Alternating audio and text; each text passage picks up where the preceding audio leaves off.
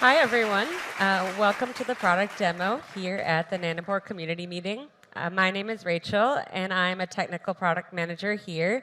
And I'm really excited to take you through some of our new developments and some new things we've been working on this year. And we're also so happy to be here in Houston, which is a city that's so full of technological advances and medical research. So hopefully you'll find some of this useful and exciting for your own work. Today, I wanted to talk about how we can make nanopore sequencing streamlined and applicable to labs of all sizes and throughput scales. And to do so, we're going to talk through a few different devices, starting with the PromethION. And we're really going to focus today on the end-to-end sample-to-answer process, showing that nanopore sequencing isn't just sequencing, but starts at prep and ends at analysis to give you the answers that you're looking for.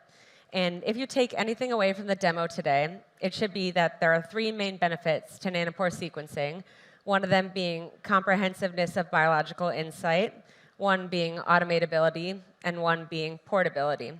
So to get started, we're going to talk a little bit about the PromethION.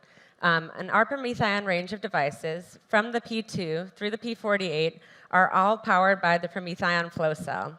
And with the flow cell, you can get up to 200 gigabases of data on one run. And with that, you can get 30x coverage of a human genome just using one flow cell.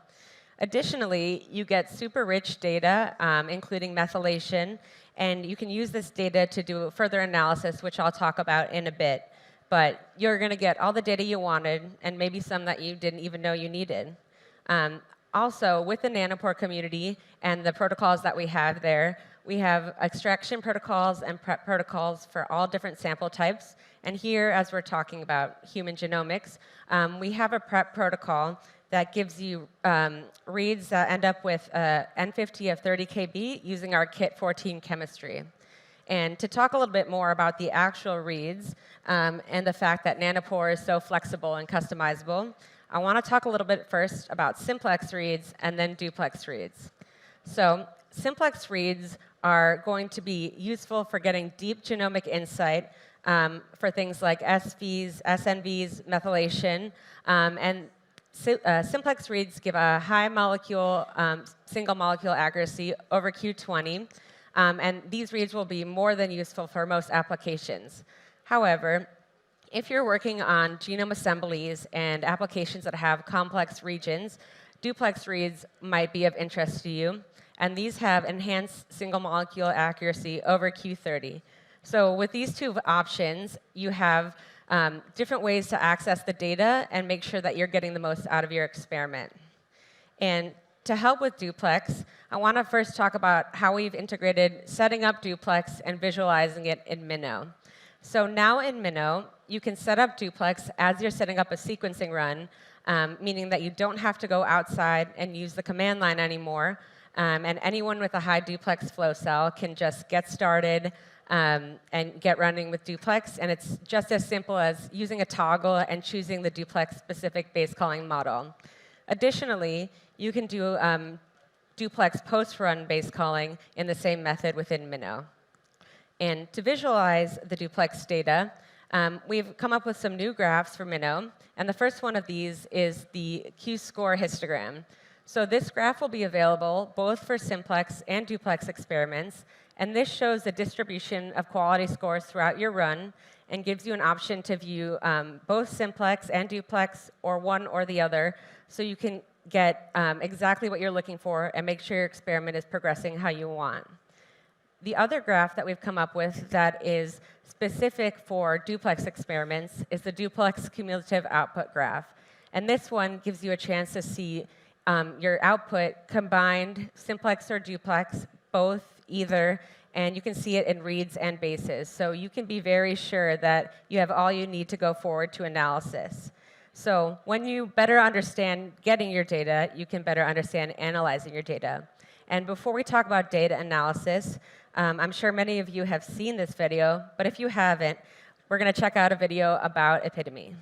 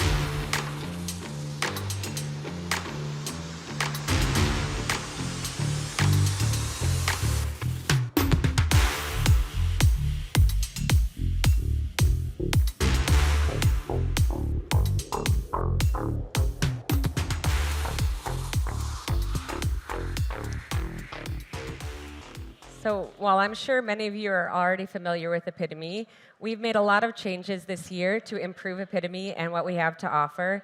It's the same Nextflow workflows that you already know and love, or hopefully will soon.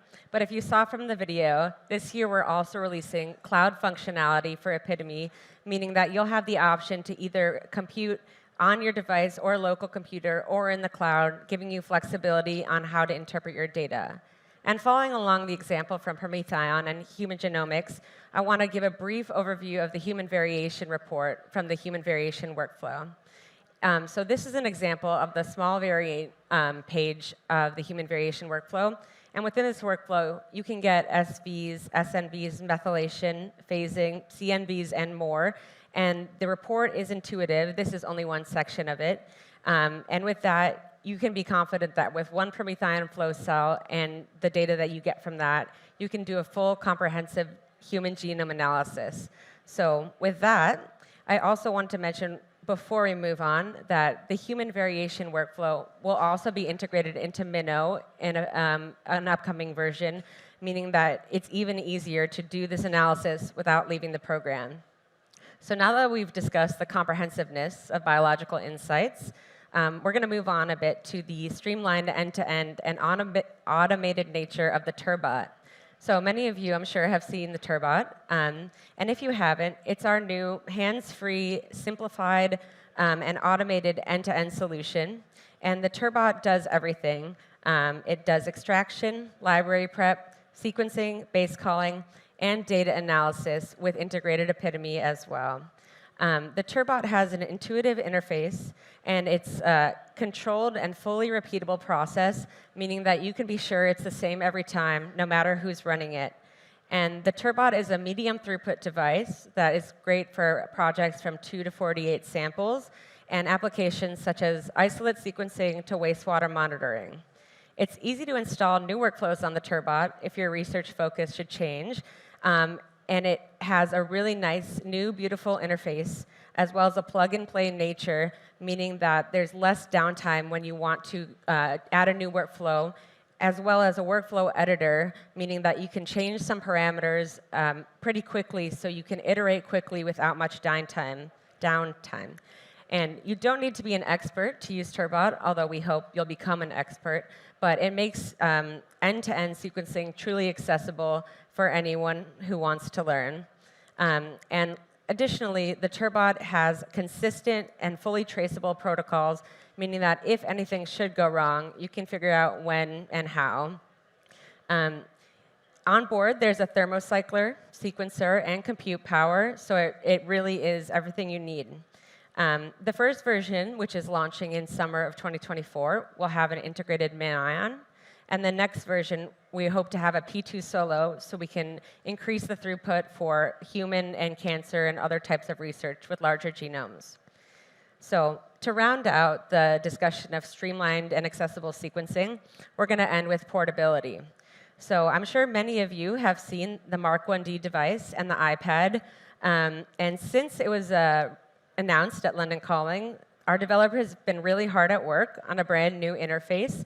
So this interface is not only nicer to look at, but it has been designed with a lot of user research and a lot of user testing, so we can be confident that what we are developing is helpful to the users and helpful to current and new users. In terms of new users, we have an improved sequencing setup and a user-tested design. And we also have things like presets for new users and quick starts for people who are doing the similar things over and over again. Additionally, on the iPad, we're working to integrate Dorado real-time base calling, so there's no delay in sample to answer, and you really can just grab the device and go, sequence anything, anywhere. In the future, we're hoping to integrate cloud workflows so you can analyze on the go, and there should not be any delay from sequencing to analysis. So I hope that through this demo, you've all learned a little bit more about how you can adapt streamlined nanopore sequencing for any scale and any application. Really, if you can think about it, we can probably do it with Nanopore, and that's pretty exciting. So from human genome analysis on the Prometheon to the hands-free nature of Turbot, to the mobile version of the iPad and the Mark 1D, We really hope that you can find a use for some of these new devices and protocols in your workflow, and we're really excited to talk to you about it and help figure out what's best for you. And with that, thank you.